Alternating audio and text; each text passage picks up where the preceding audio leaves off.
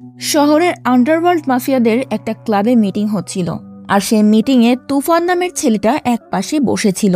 একটা পর্যায়ে আন্ডারওয়ার্ল্ডের মাফিয়ারা ছেলেটাকে তুচ্ছ তাচ্ছিল্য করে অপমান করে। তবে ছেলেটা সেই অপমানের কোনো জবাব না দিয়ে মিটিং থেকে বেরিয়ে আসে। বেরোনোর পর সে যা করে তা আপনার আমার মতো সবাইকে অবাক করে দেওয়ার মতো। ছেলেটা একটা মেশিন গান দিয়ে ক্লাবে উপস্থিত সবাইকে ক্রস ফায়ার করতে শুরু করে, যারা তাকে অপমান করেছিল। গল্পের শুরুটা কিন্তু এমনই ছিল। আমি মিস বাঙালি এক্সপ্লেনার আজকে আপনাদের সামনে এক্সপ্লেন করব শাকিব খানের তুল কালাম করা ছবি তুফানের গল্পটা। প্রত্যেকটা মুহূর্তে থাকা টুইস্ট আপনার মাথা ঘুরিয়ে দেবে, আর শেষটা তো সব থেকে আনএক্সপেক্টেড। তাই চলুন কথা না বাড়িয়ে শুরু করছি আজকের গল্পটা। গল্পটা শান্ত নামের একটা ছেলেকে নিয়ে।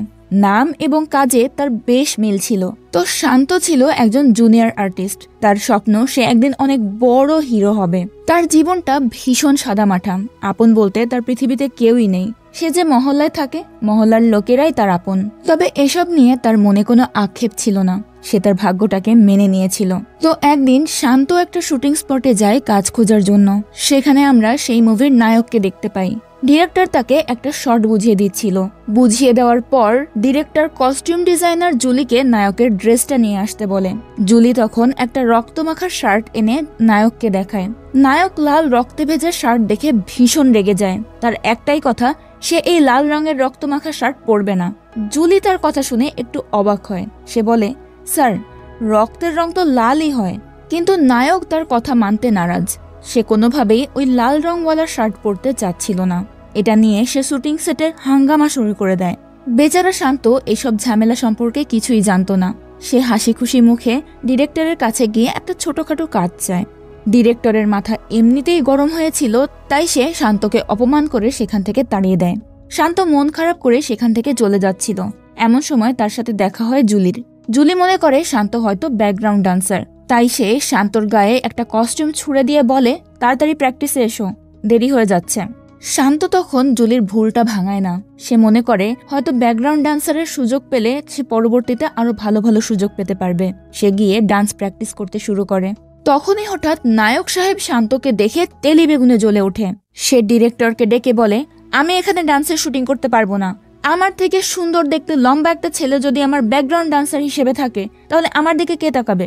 ডিরেক্টর তখন আরো বেশি বিরক্ত হয়ে যায়। কিন্তু নায়ক ছাড়া তো আর শুটিং করা সম্ভব নয়। তাই সে শান্তকে সেখান থেকে তাড়িয়ে দেয়। শান্ত কাঁদতে কাঁদতে সেখান থেকে চলে যাচ্ছিল। তখনই জুলি এসে তার ভুলের জন্য শান্তর কাছে ক্ষমা চায়। তখন শান্ত কোমল স্বরে বলে, না ম্যাডাম, আপনার কোনো দোষ নেই। আসলে আমার ভাগ্যটাই এরকম, কেউ আমাকে কাজ দিতে চায় না। আপনার যদি কোথাও পরিচিত থাকে তাহলে আমার জন্য একটা কাজের ব্যবস্থা করে দেবেন।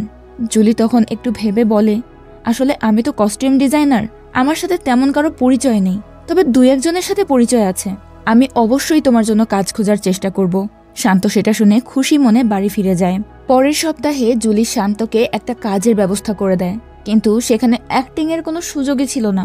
তার কাজ ছিল ডেড বডির অ্যাক্টিং করা। কাজটা করে টুকটাক টাকা পেয়েছিল ঠিকই, কিন্তু অ্যাক্টিং এর কোনো সুযোগ ছিল না বিধায় শান্তর মন খারাপ হয়ে যায়। তখন জুলি তাকে বলে, তুমি মন খারাপ করো না, দেখো একদিন তোমার স্বপ্ন পূরণ হবে। একদিন তুমি হবে মেগা স্টার, আর আমি হব এশিয়ার সব থেকে বড় কস্টিউম ডিজাইনার। এরপর একদিন তারা দুজন একটা শুটিং সেটে যায়। সেখানে ফাইটিং এর সিন চলছিল। শান্ত আড়ালে দাঁড়িয়ে মন দিয়ে সেগুলো দেখছিল। সে জুলিকে বলে ওই ফাইটিং ডিরেক্টরের সাথে তার পরিচয় করিয়ে দিতে। এমন সময় হঠাৎ একদল গুন্ডা এসে সেটের মধ্যে হাঙ্গামা শুরু করে দেয়।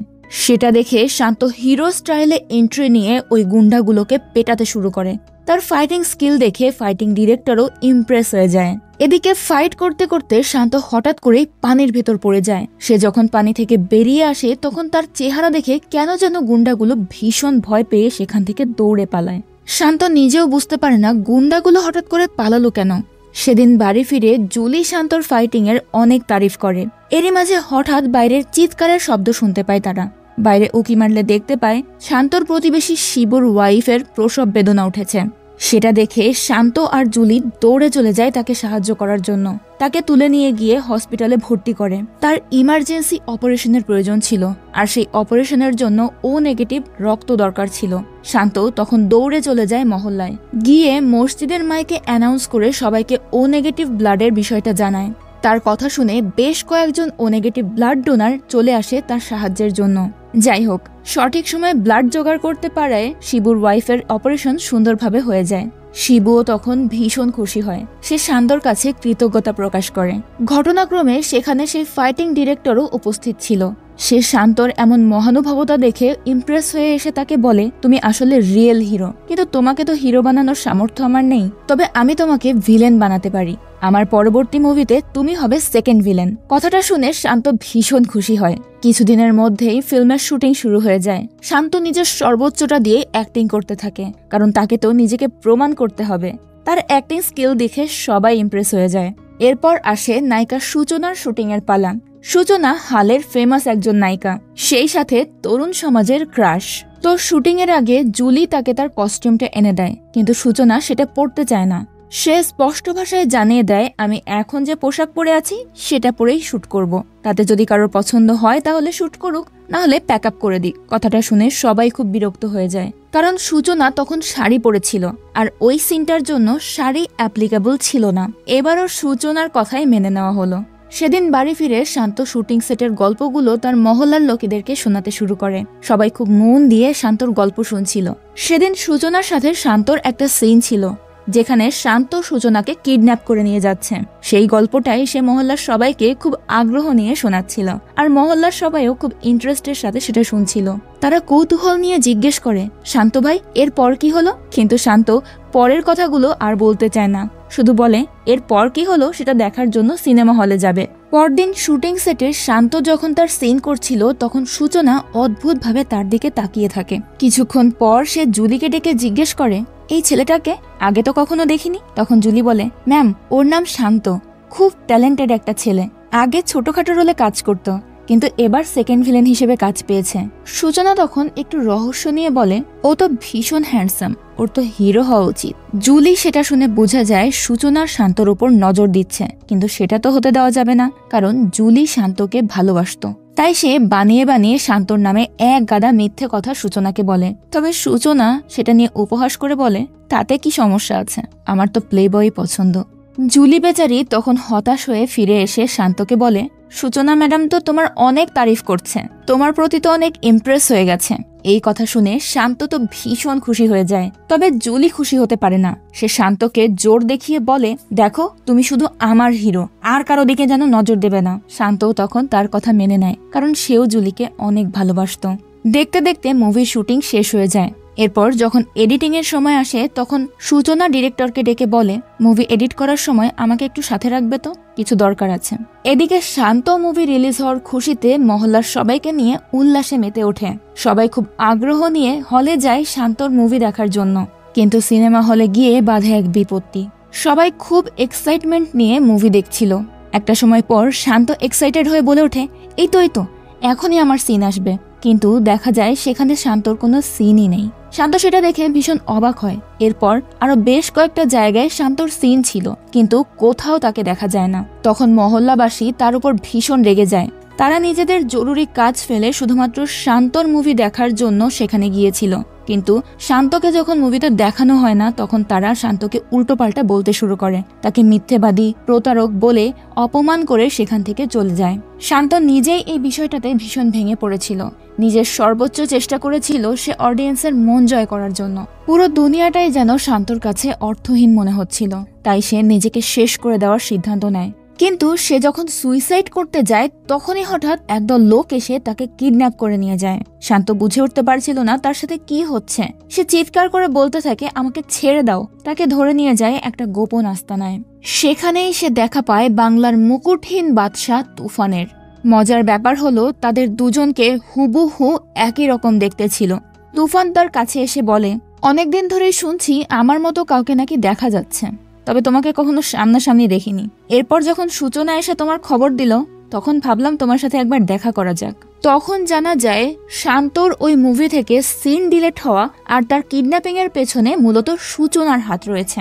নায়িকা বাদেও সূচনার আরো একটা পরিচয় আছে, সেটা হলো সে তুফানের গার্লফ্রেন্ড। খুব দ্রুতই তুফান নিজের ওপর একটা বায়োপিক তৈরি করতে চাচ্ছিল, অর্থাৎ তার নিজের জীবনের ওপরে একটা মুভি তৈরি করতে চাচ্ছিল। তাই শান্তকে প্রথমবার দেখা মাত্রই সে এই মুভির নায়ক হিসেবে শান্তকে মনে মনে সিলেক্ট করে ফেলে। কিন্তু যে ছেলেটা ভবিষ্যতে তুফানকে প্রেজেন্ট করতে যাচ্ছে তাকে তো এসব ছোটখাটো রোলে প্রমোট করা উচিত না, তাই না? এই কারণেই সূচনার ডিরেক্টরের সাথে মিলে শান্তর সিনগুলো ওই মুভি থেকে ডিলিট করে ফেলে, যাতে শান্ত তুফানের মুভির মাধ্যমেই তুফান হিসেবে পরিচিতি লাভ করতে পারে। হিরো হওয়ার কথা শুনেই শান্ত ভীষণ খুশি হয়ে যায়, তার মনে নতুন করে আশা জাগে। কিন্তু তুফান তাকে দেখে বলে, আমার মনে হয় না একে দিয়ে হবে, কারণ তুফান হতে গেলে শুধু চেহারা থাকলেই হয় না, তার মধ্যে অ্যাটিটিউড থাকা লাগে। সেটা শুনে শান্ত বলে ওঠে, না না স্যার, আমি পারবো, বিশ্বাস করুন, আমাকে কেউ কাজ দিতে চায় না, একটু সময় হাতে পেলে আমি ঠিক নিজেকে আপনার মতো করে গড়ে তুলতে পারবো। তুফান তখন গম্ভীর গলায় জিজ্ঞেস করে, কত সময় লাগবে তোমার? শান্ত বলে, এই ধরুন 2 মাস, 2 মাসের মধ্যেই হয়ে যাবে। তখন তুফান তাকে 2 মাসের সময় দিয়ে সেখান থেকে চলে যায়। এরপর জালালউদ্দিন শান্তকে নিয়ে চলে যায় ট্রেনিং এর জন্য। সেই সাথে তুফানের জীবনের গল্পটাও লেখার প্রয়োজন ছিল, তাই জালালউদ্দিন তুফানের জীবনের গল্প বলতে শুরু করে আর স্ক্রিপ্ট রাইটার সেটা লিখতে শুরু করে। তার পাশাপাশি শান্ত ট্রেনিংও শুরু হয়ে যায়। তুফানের জন্ম হয়েছিল 1961 সালে। গ্রামের খুব সাধারণ একটা পরিবারে জন্ম তার বাবা গনি মিয়া একজন প্রতিবাদী ব্যক্তি ছিলেন। ওই গ্রামের খেটে খাওয়া কৃষকদের পক্ষ নিয়ে গনি মিয়া অত্যাচারী জমিদার শাহনেওয়াজের সাথে লড়াই করত, যে কিনা অনৈতিকভাবে কৃষকদের অত্যাচার করত এবং তাদের পাওনা জিনিসগুলো তাদের কাছ থেকে কেড়ে নিত। শাহনেওয়াজ বেশ কয়েকবার গনি মিয়াকে ধমকানোর চেষ্টা করেন, কিন্তু গনি মিয়া তাতে ভয় না পেয়ে কৃষক ভাইদের সাথে শক্ত হয়ে দাঁড়িয়ে থাকেন। একটা পর্যায়ে শাহনেওয়াজ আর এই বিষয়টা মেনে নিতে পারে না। সে তুফানের চোখের সামনেই তার বাবাকে নির্মমভাবে হত্যা করে। বাবার মৃত্যু তুফান সহ্য করতে পারে না। সেও একটা অস্ত্র তুলে নিয়ে শাহনেওয়াজের শরীর থেকে তার মাথাটা আলাদা করে ফেলে। এক রাক্ষসকে দমন করতে গিয়ে জন্ম নেয় আর এক রাক্ষস, যে পরবর্তীতে পুরো দেশের উপর রাজত্ব করার সিদ্ধান্ত নেয়। তুফান যখন শাহনেওয়াজকে খুন করে তখন তার বয়স ছিল মাত্র 15 বছর। তাকে যখন পুলিশ অ্যারেস্ট করে নিয়ে যাচ্ছিল তখনই ফেমাস গ্যাংস্টার বশির তাদের পথ আটকায়। সে পুলিশদেরকে বলে, দেখো, যে যাওয়ার সে তো চলেই গেছে, কিন্তু এমন সম্ভাবনাময় ছেলেকে আটকে রেখে কি লাভ? এতটুকু বয়সে যে শাহনেওয়াজকে মারতে পেরেছে সে ভবিষ্যতে গিয়ে ডিস্ট্রিক্ট লেভেলে খেলবে। কিন্তু বশির ভাই সেদিন জানতো না যে তুফান ডিস্ট্রিক্ট লেভেলে নয়, ন্যাশনাল লেভেলে খেলার জন্য জন্ম নিয়েছে। পুলিশ থেকে শুরু করে নেতা সবাই ছিল বশিরের হাতের মুঠোয়, তাই তার কথার অবাধ্য হওয়ার তো প্রশ্নই ওঠে না। যে কারণে পুলিশরা সেদিন তুফানকে ছেড়ে দেয় আর বশির তাকে নিজের সঙ্গে করে নিয়ে যায়। এতটুকু শুনেই শান্তর গায়ে কাঁটা দিয়ে উঠতে শুরু করে। এদিকে আমরা একটা রাজনৈতিক দলকে মিটিং করতে দেখতে পাই। তারা মিটিংয়ে তুফানকে নিয়ে আলোচনা করছিল। মূলত তুফানের হাত ধরেই তাদের রাজনৈতিক জীবনে সফলতা আসে, কিন্তু এখন তুফানের প্রকোপ এতটাই বেড়ে গেছে যে সেটা তাদের পক্ষে সামলানো কষ্টকর হয়ে যাচ্ছিল। এটা নিয়ে তারা ডিসকাস করছিল। কয়েকজন বলছিল তাদের তুফানের ছত্রছায়া থেকে সরে আসা উচিত, আর কয়েকজন বলছিল তুফানের হাত ধরেই যেহেতু আমাদের সফলতা এসেছে তাই তাকে ছেড়ে দেওয়া মোটেও উচিত হবে না। এরপর সে পার্টির এক কর্মকর্তা যে কিনা তুফানের পক্ষে ছিল সে তুফানের কাছে এসে বলে, পার্টির লোকেরা এখন আপনার থেকে পিছন ছাড়ানোর চেষ্টা করছে, তারা আপনাকে শেষ করে দিতে চায়, তাই আপনি দয়া করে কিছুদিন দুবাই গিয়ে নিজের গা ঢাকা দিন। তুফান তার কথা শুনে ভীষণ রেগে যায়। সে বলে, তোমাদের কালো টাকাগুলো কে সাদা করেছে? তোমাদের অন্যায়গুলো কে ধামাচাপা দিয়েছে? লোকটা ভয়ে ভয়ে বলে, আপনি। তখন তুফান রেগে বলে ওঠে, তাহলে এইসব বিষয় নিয়ে আমাকে কেন মাথা ব্যথা দিচ্ছ? এগুলো তোমাদের মাথা ব্যথা, কিভাবে সামলাবে নিজেরা দেখে নাও। এই কথা বলে সে লোকটাকে মারতে শুরু করে। তখন লোকটা আর ভয়ে কথা বাড়ায় না। এদিকে জালালউদ্দিন তখনও তার গল্প কন্টিনিউ করে যাচ্ছিল। বশিরের ছায়ায় তুফান ধীরে ধীরে বড় হতে শুরু করে, কিন্তু যতই সে বড় হচ্ছিল ততই তার ডিমান্ড বেড়ে যাচ্ছিল। প্রতিদিনই সে বশিরের কাছে এসে টাকা চাইতো, আর প্রতিদিন তার সেই টাকার মাত্রাটা বাড়তে থাকতো। টাকা এবং পাওয়ারের নেশায় ধীরে ধীরে অন্ধ হতে থাকে তুফান।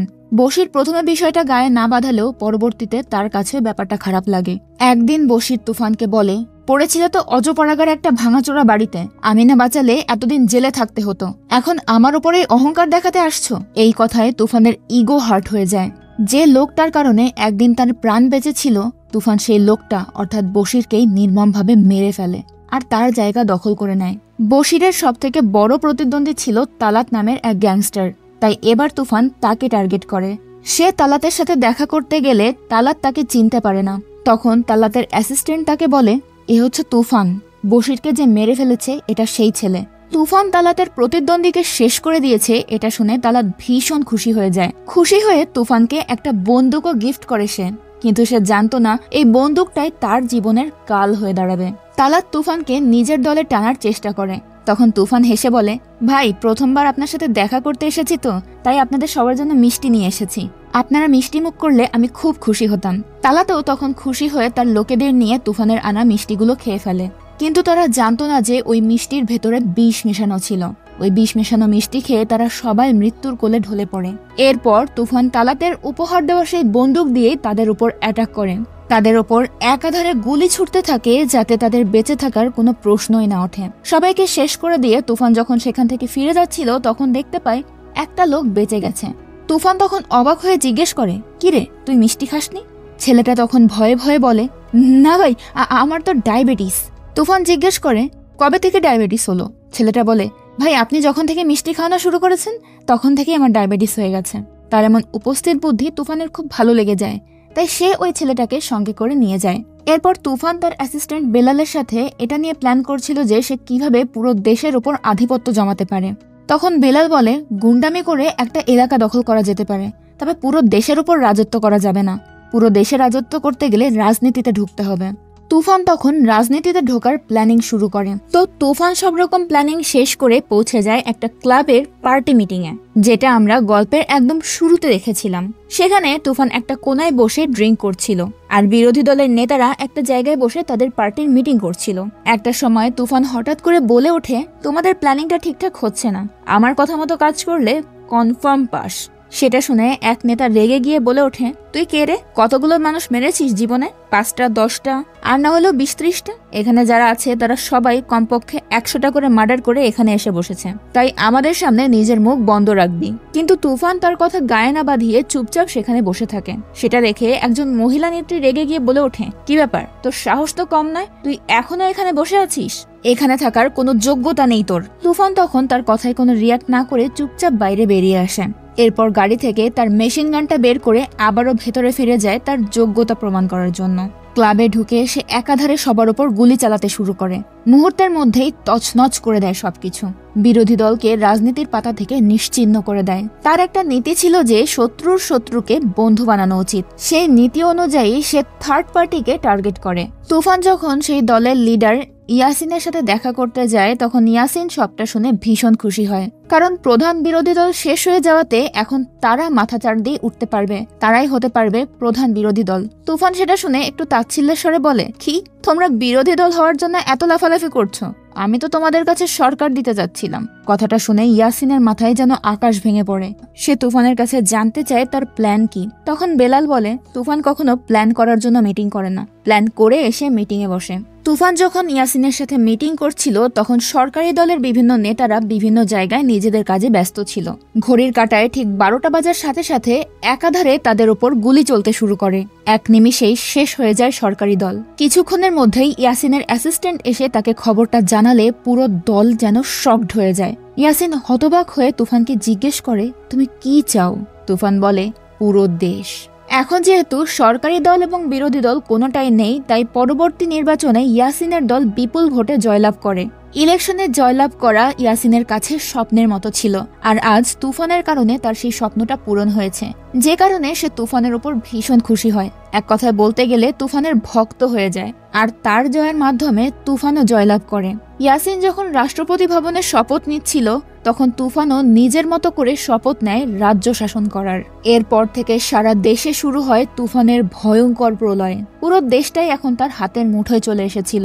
সেই পাওয়ারকে কাজে লাগিয়ে সে হয়ে ওঠে বাংলাদেশের মুকুটহীন বাদশা, যার নাম শুনলেই সবাই ভয়ে থরথর করে কাঁপতে থাকে। তবে তুফানের এই প্রকোপ সামলানো ইয়াসিনের কাছে এখন কষ্টকর হয়ে যাচ্ছিল, তাই সে রাষ্ট্রপতির কাছে গিয়ে তুফানের নামে কমপ্লেইন করে। কিন্তু রাষ্ট্রপতিও জানতো তুফানের কারণেই ইয়াসিন ওই গদি পেয়েছে, আর এখন যেহেতু তুফানের পাওয়ার অনেক বেড়ে গেছে তাই রাষ্ট্রপতিও ইয়াসিনের কথায় পাত্তা দেয় না। সব দিকের সুযোগ পেয়ে তুফান নিজের ব্যবসার গণ্ডি বাড়াতে থাকে। আইনি বেআইনি কোনো ধরনের ব্যবসায় তার হাত থেকে পার পায় না। এভাবেই তার দিন খুশিতে চলতে থাকে। এতটুকু শোনার পর স্ক্রিপ্ট রাইটার বলে ওঠে, দারুণ গল্প, এই গল্পে মুভি বানালে তো একদম হিট হয়ে যাবে, তবে একটা জিনিস একটু মিসিং আছে, একটা প্রেম দরকার। একটা কোকিল না থাকলে গল্পে ঠিক মজা আসে না। তখন জালালউদ্দিন বলে, হ্যাঁ কোকিল আছে তো, আসলে বয়স হয়ে গেছে তো এজন্য ঠিক মনে থাকে না। এরপর সে তুফানের গল্পের আর একটা অধ্যায় শোনাতে শুরু করে।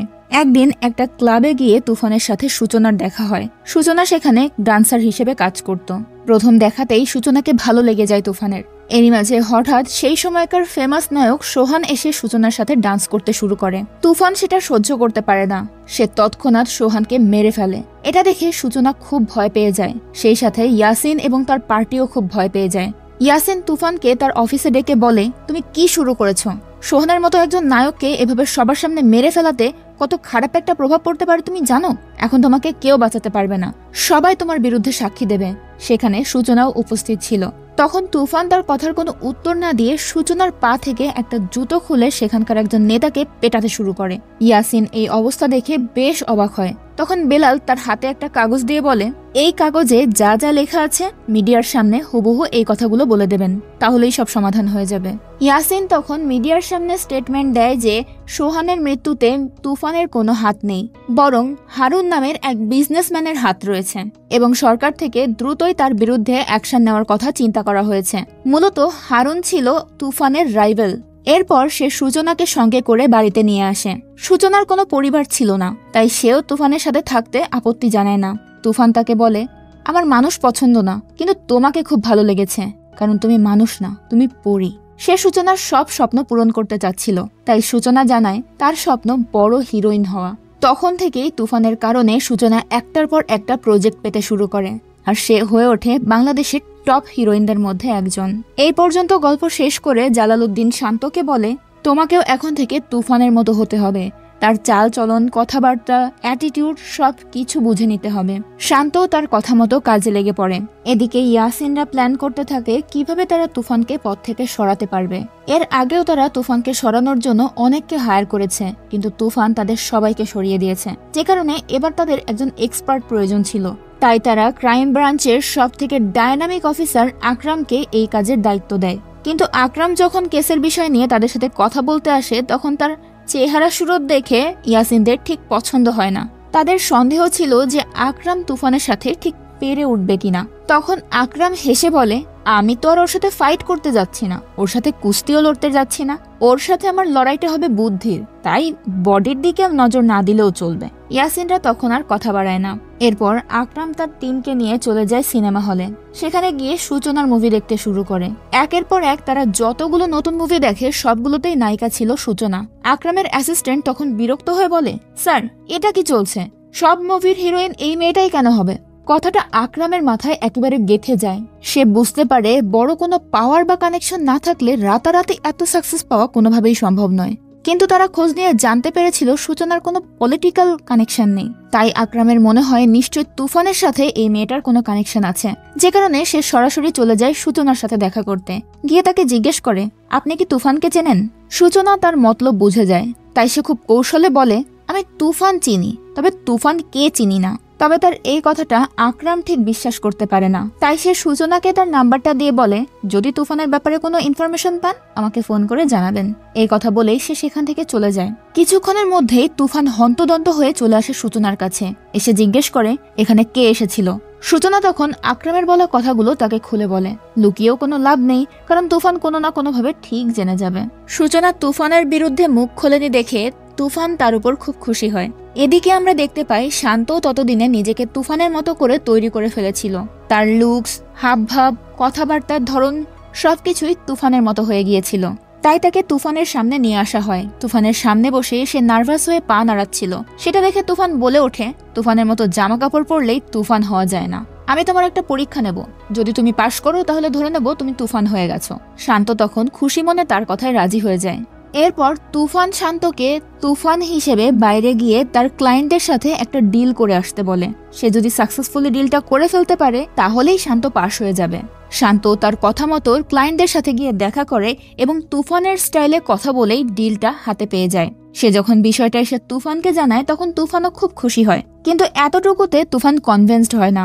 সে শান্তর আরো কিছু পরীক্ষা নিতে চায়। সে শান্তকে বলে, তুমি আজকে রাতে সূচনার সাথে গিয়ে থাকবে, যদি সে তোমাকে চিনতে না পারে তাহলে তুমি পাস। ব্যাপারটায় শান্তর একটু ভয় ভয় লাগছিল, তবুও সে তুফানের কথা মতো চলে যায় সূচনার কাছে।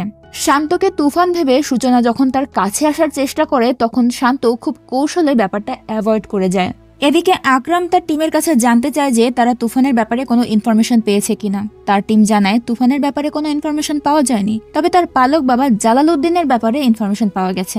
বেশ কিছুদিন যাবত তাকে এদিকে ওদিকে ঘুরতে দেখা যাচ্ছে। সেটা শুনে আকরাম বলে, কান টানলেই তো মাথা আসে, আমরা যেহেতু মাথা পাচ্ছি না তাই এই কান ধরে টানাটানি করব। যেমন কথা তেমন কাজ। তারা জালালউদ্দিনের খোঁজে বেরিয়ে পড়ে। সেই রাতে জালালউদ্দিন একটা গলির ভেতর দিয়ে হাঁটছিল, তখনই হঠাৎ আকরাম তার টিমকে নিয়ে গিয়ে তাকে পাকড়াও করে।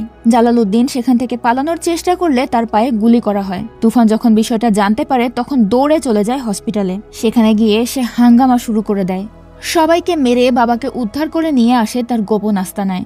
এরপর জালালউদ্দিনকে একটা পত্রিকা দেখিয়ে জিজ্ঞেস করে, বাবা এসব কি? তুমি নাকি পুলিশের কাছে আমার বিরুদ্ধে সাক্ষ্য দেবে বলে সিদ্ধান্ত নিয়েছো?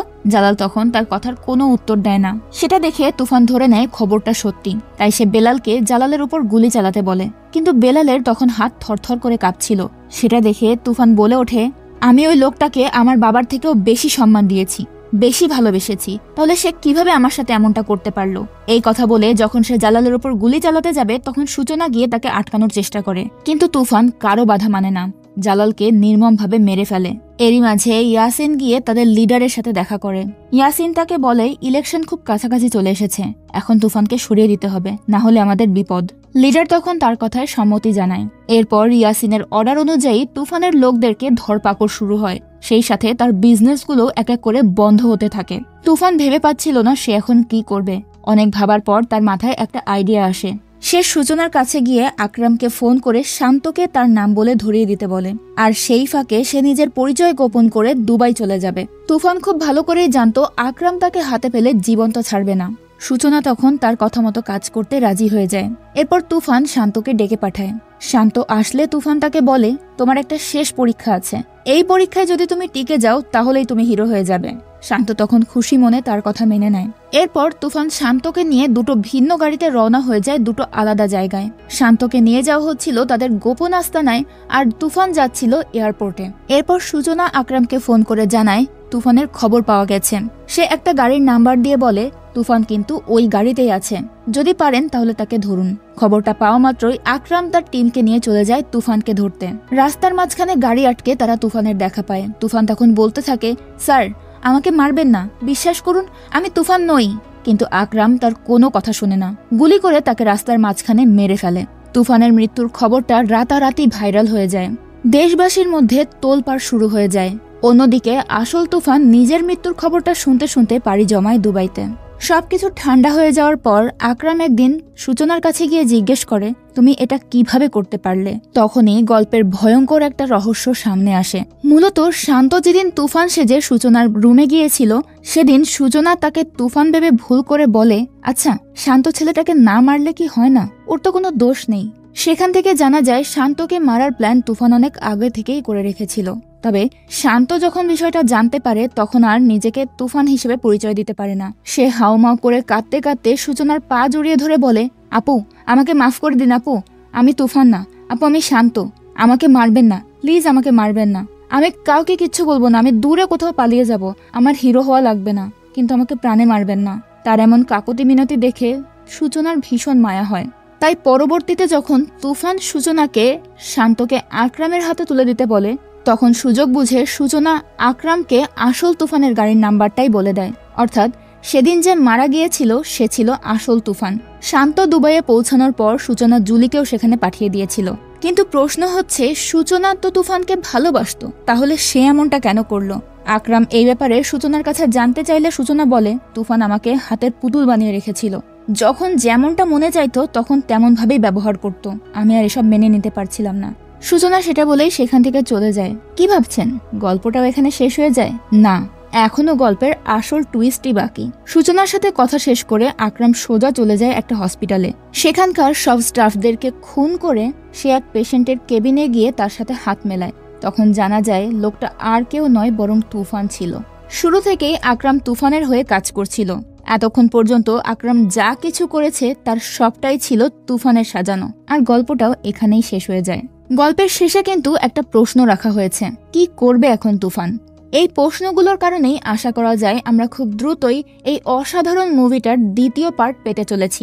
আজকের গল্পটা যদি আপনাদের ভালো লেগে থাকে তাহলে অবশ্যই আমাদের কমেন্ট করে জানাবেন। সেক্ষেত্রে তুফানের দ্বিতীয় পার্ট রিলিজ হলেও তার গল্পটা নিয়ে আমি আপনাদের সামনে হাজির হয়ে যাব। ততদিন আপনারা আমাদের চ্যানেলের অন্যান্য ভিডিওগুলো এনজয় করতে থাকুন। দেখা হবে পরের ভিডিওতে। আজকের মতো বিদায় নিচ্ছি। আল্লাহ হাফেজ।